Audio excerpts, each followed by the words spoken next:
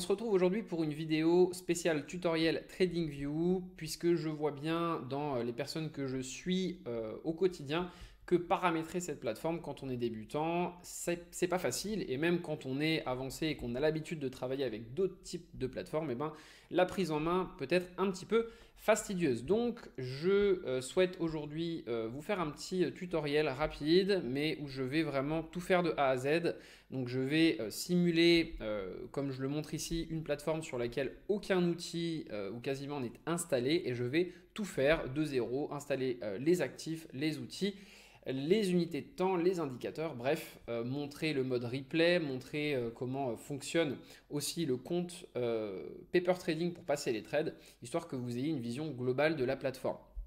Petite note aussi, cette semaine c'est le Black Friday et donc pour ceux qui ont des comptes payants, n'oubliez pas de renouveler peut-être à l'année. Je mettrai un lien en description. Moi je le fais depuis des années, j'essaie de profiter au maximum des offres. C'est quand même assez coûteux comme abonnement, donc profitez de ce genre d'offres. Là, je crois qu'on est à moins 70%, donc ça vaut le coup. Donc, n'hésitez pas à regarder où vous en êtes peut-être dans vos abonnements avec eux et en profiter parce que c'est uniquement cette semaine. N'oubliez pas de liker et de vous abonner et on est tout de suite parti sur cette nouvelle vidéo tutoriel. Alors, comment on organise déjà son espace? Premièrement, ce qu'on va faire au départ, ça va être décider si on veut être en fond blanc ou en fond noir. Donc ça se passe ici dans le profil et vous pouvez sélectionner le dark mode ou le white mode. Donc, si je mets en white mode, alors personnellement, ça c'est un petit conseil, si vous passez beaucoup d'heures devant les écrans, le white mode, moi, me fait très mal aux yeux, je vous conseille le dark mode.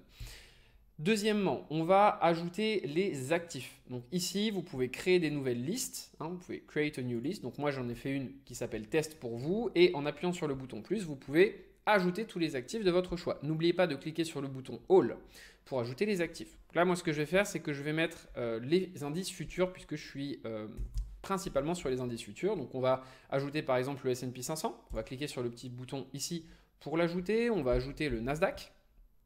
Ici, on va ajouter le DAX, bien sûr. Alors, le DAX, c'est FDAX qu'il faut mettre. Hop. Et on va ajouter le Dow Jones, c'est YM, pour ceux qui ne savent pas. Hop, en futur. OK?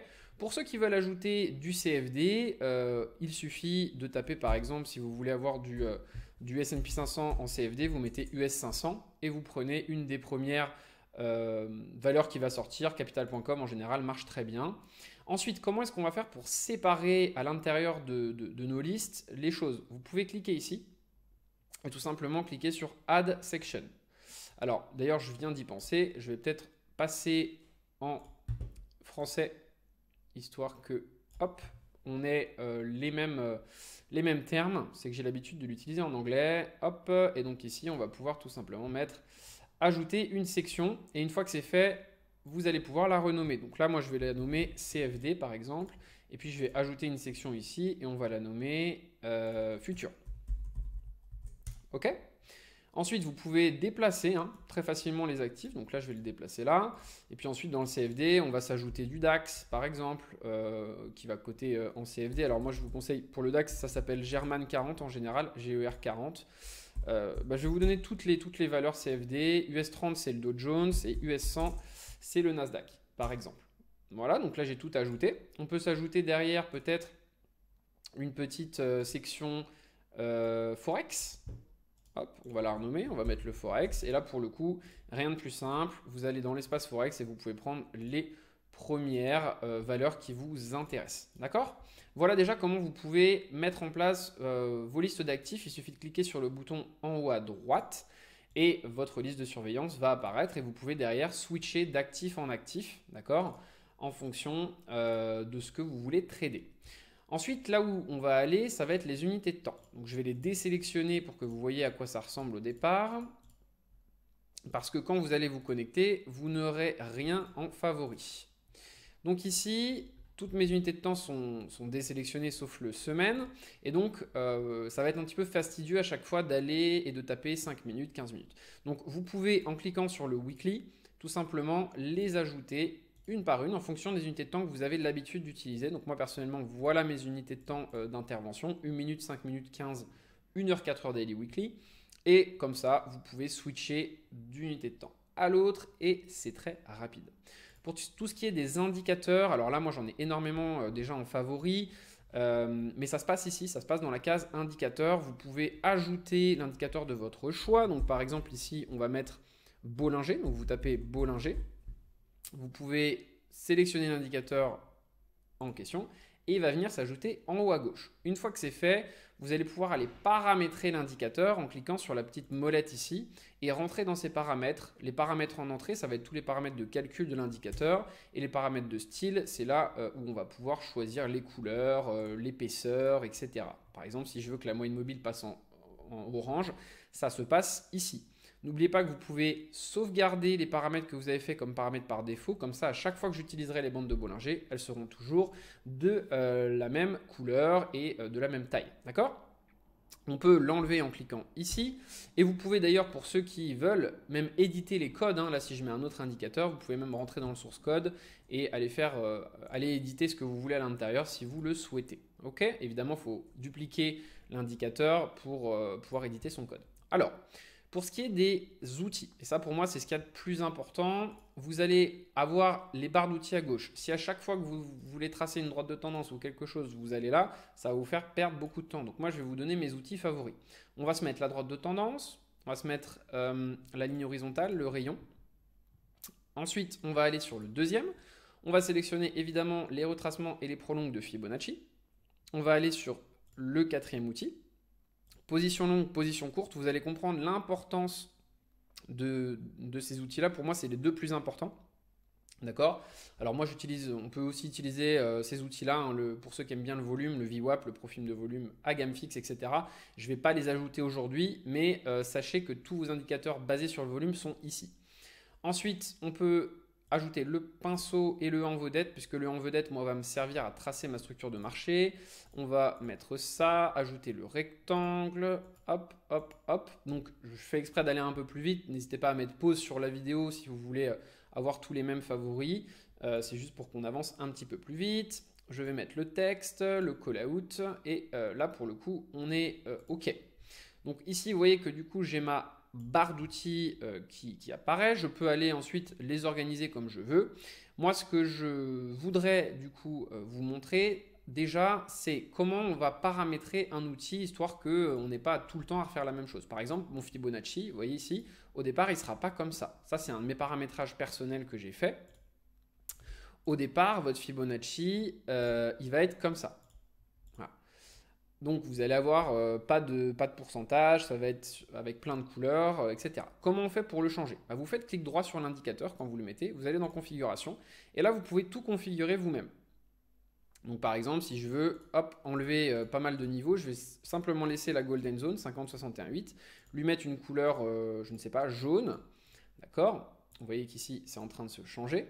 Alors petite astuce, ici, si vous voulez que la Golden Zone uniquement soit en jaune, mettez les 61,8. Sinon, tout va se mettre en jaune. Donc ici, imaginons qu'on veut avoir cet affichage-là. Je ne sais pas, on peut le mettre en blanc.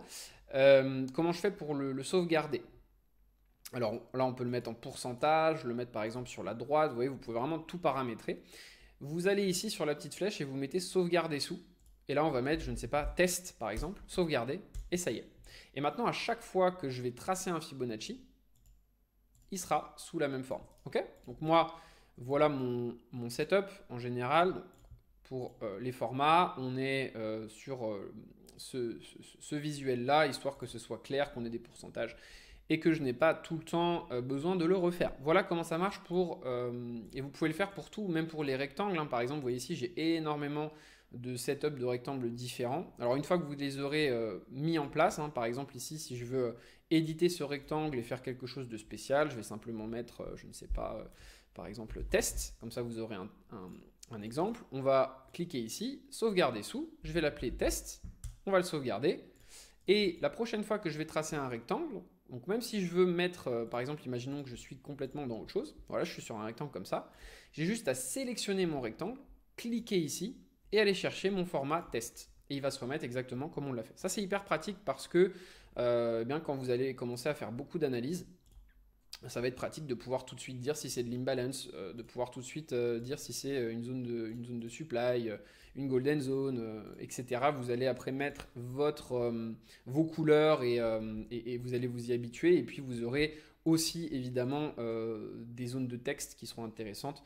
Par exemple sur l'outil Callout, vous pouvez vous mettre des prises de liquidité, vous pouvez vous mettre plein de choses. D'accord? Ça va vous gagner énormément de temps. Donc pré-paramétrer vos outils, les rectangles, les lignes de tendance, c'est super important à mon avis pour votre confort tout simplement. Alors maintenant qu'on a parlé de ça, on va utiliser un petit peu le mode replay pour ceux qui viennent d'avoir leur compte payant. Comment ça marche le mode replay? En fait, c'est cette petite case-là. Ça sert tout simplement à revenir, peu importe où vous voulez dans le graphique, et à pouvoir revivre en replay ce qui s'est passé.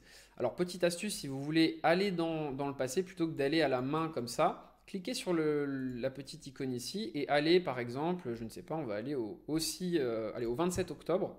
Allez, A. Et ça y est, je suis au 27 octobre. Alors, vous pouvez même choisir l'heure, hein, d'ailleurs. Et ici, je peux cliquer sur le bouton replay. Une fois que c'est fait, eh bien, je vais pouvoir vivre. Alors, soit vous appuyez sur le bouton play, vous mettez à une vitesse raisonnable et ça va avancer tout seul. Okay, et donc, vous pouvez simuler un trade en disant d'accord, moi je serais rentré là, j'aurais eu un stop là, etc. Soit vous pouvez avancer bougie par bougie. Ça, c'est à vous de voir et simuler vos trades. Donc, ça, c'est top pour pouvoir revivre les sessions. Si vous voulez sortir ici, alors vous pouvez d'ailleurs buy et vendre ici, hein, donc vraiment simuler votre ordre, d'accord, et puis mettre le TP, mettre le SL et comme ça voir si vous aviez raison ou pas. Ok, ensuite vous pouvez couper le trade, revenir au présent, hop, et là j'ai un problème que vous allez sûrement tous rencontrer, vu que j'étais en backtest, eh bien je suis perdu sur mon graphe. Petite astuce, vous double-cliquez sur l'échelle et ça va revenir ici au présent. Gros problème aussi que je vois très souvent, c'est un graphique comme ça au début. Donc, et là, on ne sait pas trop comment zoomer. Alors, comment on fait? En fait, déjà, si vous êtes perdu, vous double-cliquez, ça va se remettre à l'échelle. Ça, c'est très important. Vous double-cliquez sur cette échelle-là. Et ensuite, vous pouvez jouer avec l'échelle de haut en bas là et avec l'échelle du temps. D'accord? C'est comme ça qu'on le fait. Et vous pouvez jouer avec la molette aussi si vous êtes sur souris, tout simplement, pour élargir et mettre comme ça. D'accord? Mais la bonne technique, c'est de toute façon de double-cliquer ici, ça vous remet à l'échelle. Et ensuite, vous pouvez utiliser la molette pour dézoomer ou zoomer. Si vous êtes très très loin dans le graphique et que vous voulez revenir au présent, vous avez cette petite icône qui apparaît, vous pouvez cliquer dessus, ça vous remet au présent. Je double-clique et derrière, je peux zoomer si je veux pour revenir tout simplement à la cotation du jour. Ok?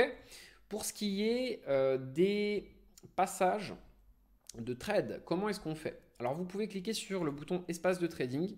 Vous pouvez soit brancher votre broker, soit tout simplement aller sur Paper Trading. Ici, vous cliquez sur connecter et vous créez un compte avec le solde que vous voulez. Là, sur ce compte, il y a 20 000, on s'en fiche. On pourrait mettre peu importe en fait ce qu'on veut. Hein. Donc vous pouvez ici créer un nouveau compte. On va l'appeler le compte test. On va lui mettre 100 000 $ et on va le créer. Et ça y est, j'ai un compte à 100 000 $. Alors maintenant, comment ça va marcher? Vous allez pouvoir passer vos trades en cliquant ici sur Trade. Choisir si vous voulez que ce soit un ordre au marché ou un ordre limite. Donc là, on va faire un exemple d'ordre au marché. Je vais simplement acheter un lot sur du Dow Jones. Donc là, on va être à 1 $ du point. Okay, une fois que c'est fait, vous avez votre ordre qui va être ouvert ici. Et en mettant la souris dessus, vous allez avoir le bouton Take Profit et Stop Loss qui va apparaître. Il suffit d'amener le Take Profit là où vous le souhaitez. Et normalement, dans votre version de TradingView, vous allez avoir un bouton modifier qui va apparaître. Il faudra cliquer. Moi, je ne sais plus pourquoi, mais il n'apparaît pas. Et mon stop loss ici. Ok? Vous, je répète, vous aurez un bouton modifier. Si vous voulez clôturer la position, ça se passe ici. Si vous voulez bouger le stop loss ou le TP à tout moment, c'est possible. Et si vous voulez clôturer la position, il suffit de faire un clic sur la croix et ce sera possiblement fait à partir du moment où vous avez plus d'une quantité. En revanche, vous pourrez commencer à faire des clôtures partielles. D'accord? Si j'ai deux quantités, je pourrais décider par exemple de clôturer 50% des profits. Alors, une fois que c'est fait, eh bien, évidemment, vous allez trouver dans historique du compte le PNL. Donc là, on a gagné 2,80 $ et l'historique, tout simplement, que vous pouvez d'ailleurs exporter sous forme Excel. Si je ne dis pas de bêtises, vous allez dans exporter les données et vous pouvez l'exporter comme vous le souhaitez en format CSV. Vous pouvez évidemment connecter vos brokers et moi, c'est ce que je fais, hein. Vous pouvez connecter d'ailleurs des brokers comme Tradovate qui sont disponibles sur TopStep. Ça permet de passer tous les trades pour ceux qui font des propres firmes sur TradingView. C'est vraiment ce que je conseille en général aux coachés parce que ça permet de tout centraliser sur TradingView et de plus avoir le problème d'avoir votre compte soit perso, soit propre firme sur le côté, faire les analyses sur un autre broker. Voilà, là on fait tout sur TradingView et vu que les marchés futurs sont dispo, c'est hyper facile. Donc moi c'est vraiment ce que je vous conseille. Et le fait de pouvoir vous entraîner en démo et d'utiliser le mode replay, de toute façon, c'est nécessaire pour prendre la main. Comment on fait ensuite pour paramétrer votre espace de travail? Il suffit d'aller là, de le renommer. Par exemple, là, on va le renommer test pour aujourd'hui. Vous sauvegardez et à chaque fois que vous allez faire un changement, de toute façon, il y aura une sauvegarde automatique que vous pouvez d'ailleurs désactiver si vous le souhaitez. Moi, je vous déconseille de le désactiver, comme ça, vous ne perdez pas vos analyses. Dernier petit point qui me paraît intéressant, c'est les alarmes. Donc moi, j'ai pas mal d'alarmes. Comment on fait? On va cliquer sur le point plus ici et vous allez pouvoir choisir pas mal de choses. Donc, par exemple, si ici, je veux que quand mon Dow Jones croise le prix des 36 000, être prévenu, eh bien, je peux lui dire à chaque fois qu'on transperce les 36 000, je veux le savoir et je vais mettre par exemple achat Dow Jones. Et là, quand vous allez dans notification, vous pouvez choisir si vous voulez avoir un son, un SMS, un courrier. Moi, j'aime bien le pop-up sur TradingView. On crée et l'alarme va automatiquement être active. D'accord? Vous pouvez la mettre en pause ou vous pouvez la supprimer. Vous pouvez aussi utiliser ça avec des outils. Moi, ce que je fais très souvent, je mets un rayon horizontal, par exemple ici, et je vais cliquer sur l'alarme là. Et je vais dire, par exemple, breakout. Et comme ça, je sais tout de suite que, hop, je crée quand elle sonnera, que j'ai un breakout, je le reçois sur le téléphone et on peut tout simplement activer les trades beaucoup plus facilement sans être devant l'écran en permanence. Vous pouvez aussi mettre des alarmes sur des stratégies par exemple ou sur des indicateurs. Par exemple, on va mettre l'indicateur Bollinger, je l'ajoute, on va cliquer ici et là vous allez pouvoir à la place de prix choisir bande de Bollinger et je vais pouvoir dire par exemple quand le Dow Jones croise le bas des bandes de Bollinger, je veux être prévenu. Tac. Et là, je vais mettre bas Bollinger. Et ça y est, on va être prévenu. Dès qu'on va croiser le bas des bandes en 15 minutes. D'accord? Voilà un petit peu pour les alertes. J'espère n'avoir rien oublié. Évidemment, il y aurait d'autres choses à présenter. Mais je pense que ça vous donne un point non exhaustif déjà, des éléments très importants pour construire votre cadre de travail sur TradingView. C'est vraiment un outil que je trouve top. Au départ, même si vous êtes en compte gratuit, vous aurez accès à beaucoup d'indicateurs, vous pourrez faire des analyses de qualité, vous pouvez utiliser le compte démo pour passer vos ordres. Et pour tous ceux qui sont déjà en trader expérimenté, la version payante me paraît quand même importante à avoir parce que vous pouvez débloquer pas mal de fonctionnalités. En tout cas, j'espère que cette vidéo vous aidera, que ça vous permettra de gagner un petit peu de temps à setup cette plateforme. N'oubliez pas de liker et de vous abonner et on se retrouve pour une prochaine vidéo très rapidement. Merci à tous, passez une bonne fin de semaine et bon trade.